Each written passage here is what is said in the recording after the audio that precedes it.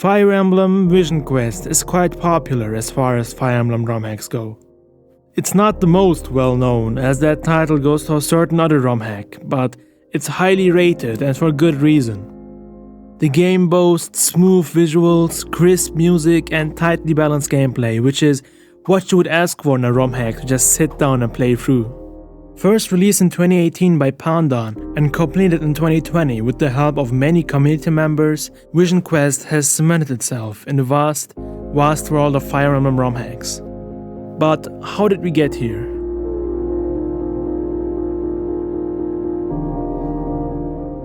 The groundwork for Vision Quest was laid in late 2017, when the creator, Pandan, started working on the story and lore of this hack. Over the course of a few months, Pandan wrote short outlines for roughly 6 different hack concepts, all taking place in the same world.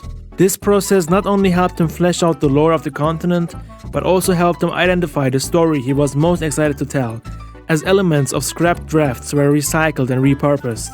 This resulted in a draft entitled Lord of the Isles, though this name was later scrapped, as there weren't really any islands in the first place. The new working title was Storch Quest, as a character named Storch was set to become the leading protagonist of the game. Pandan states, "What initially drew me to Storch was that he was a common man. I felt that he would be a different sort of protagonist, more in line with the likes of Holden Caulfield from Catcher in the Rye, Naota Nandaba from FLCL, and other moody, non-traditional leading men, especially in a Fire Emblem game. While most lords want to bring about great change, Storch constantly yearned for a simpler time and did things more because he felt obliged to, rather than from a place of desire." All of these concepts served as the base of the first out of an eventual 4 parts in the Storch Quest storyline. The creator, Pandan, had been part of the Fire Emblem fanbase roughly since 2004. His introduction to the ROMHacking community was with Tactics Universe, later known as The Last Promise, although his first real attempt at creating a hack of his own was made after the release of the ROMHacking tool FE Builder in late 2017. It was with FE Builder that Pandan started making Storch Quest in January 2018, after he had completed his story and character concepts the year before. After roughly 4 months of hacking, the first part of the project was completed and it was renamed Vision Quest shortly before it was published as a demo on the Fire Emblem hacking forums FE Universe. A Vision Quest is a ceremony in some Native American cultures, usually undertaken by young men who enter their adult years and helps them find their place in a community and their purpose in life. Pandan would be inspired by this tradition while writing later parts of the game. However, after the release of the demo, he took a break from hacking for a while. Hello friends and welcome to the 8th annual FEE3, the E3 for Fire Emblem fans. In October 2018, the Fire Emblem ROMHack community's annual showcase event FEE3 took place and Vision Quest was present. The Galus is probably my favorite character to write for, as is Marlin. I'd say they're probably like my 2 favorites to have. This would become an important occasion in hindsight, as Pandan's presentation of his work did help garner attention. A couple of community members joined Pandan in the development of their project, assisting with elements such as the character portraits, animation palettes, and music, some of which were just placeholders previously. 5 months later, on March 2019, the second part of Vision Quest came out. But this didn't go as smoothly as previous releases. Pandan was not fully content with how the game was coming along and felt he was rushing it out. The maps were generally weaker, and level curves were adjusted assuming the player would try out new units and switch up their parties. This resulted in an easier game and allowed players to juggernaut and solo certain maps with stronger units, which is something Pandan wants to avoid. He wasn't sure what exactly to do with it at the time, but after some consideration and self-reflection, tweaks were made to Part 2 and work started on the third part of the game. Part 3 was designed around a forced party switch with new characters and served as a breath of fresh air, especially for Pandan. He mentions that the sheer fun he had while making Part 3 motivated him to carry on after the frustration of Part 2.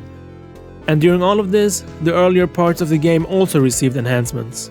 New characters were created and existing ones received better artwork. Guidance chapters were added and maps were improved, both in terms of looks and in gameplay.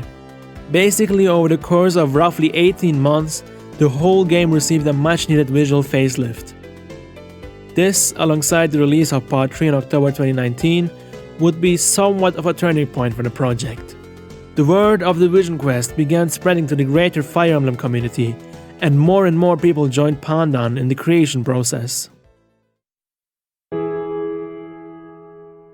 In the month of June in the year 2020, after 41 chapters, 62 characters and more than 2 years of development, the vision was realized and the first complete version of Vision Quest was made available to the public.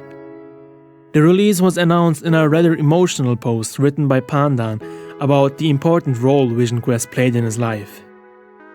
However, this didn't mark the end of the quest, as the hack kept receiving updates to improve game balance and to fix bugs. After multiple of said updates, version 2 of Vision Quest arrived on March 2021, boasting many important changes as well as 2 new guidance chapters, and remains the final release of the game. And on October 23, 2021, the first demo of the sequel, Fire Emblem Lengths of Time, was released, taking place in the same world featuring both new and returning characters.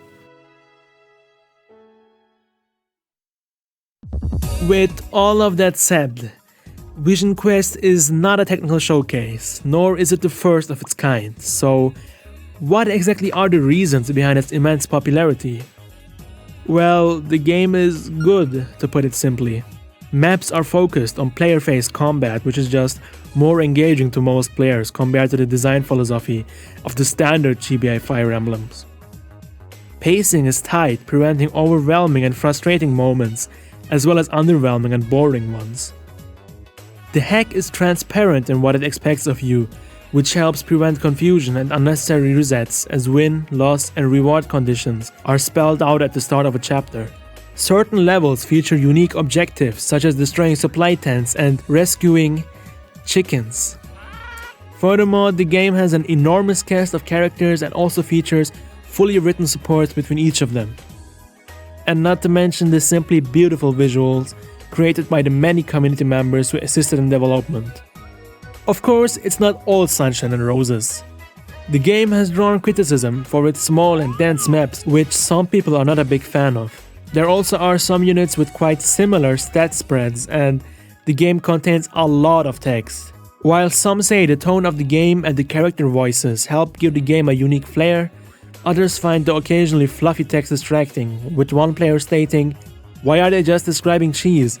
Like, I want a video game, not a cheese documentary." But apart from these small disagreements, Vision Quest is easily one of the best received Fire Emblem hacks ever and has forever influenced Fire Emblem ROMHacking pop culture. With that said, make sure to subscribe to the channel and I'll see you next time.